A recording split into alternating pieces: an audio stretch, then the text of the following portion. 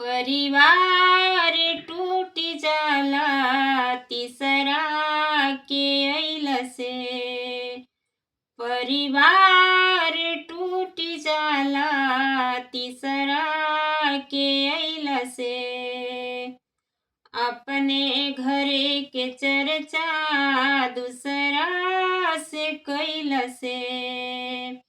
अपने घरे के चर्चा दूसरा से कैला से। परिवार टूट जाला तीसरा के अइला से।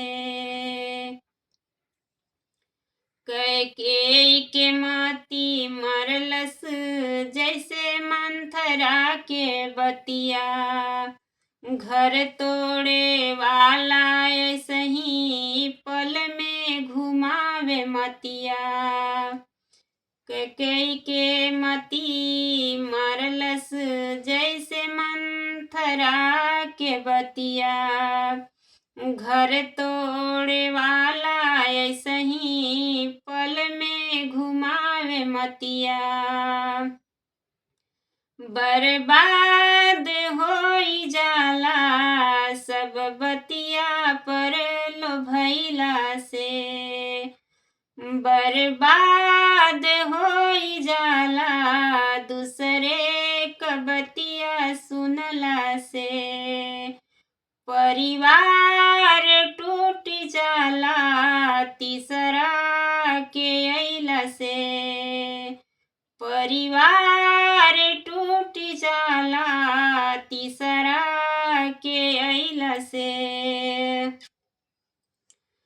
अपने घरे के पर्दा जाके दूसरा से जब करबा बुराई।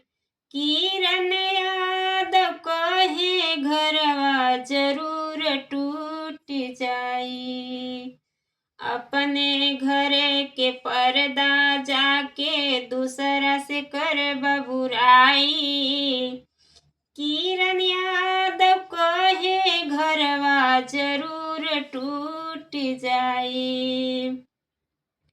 घर में हो जाला झगड़ा दूसरा के लगवला से। परिवार टूट जाला तीसरा के अइला से। परिवार टूट जाला तीसरा के अइला से।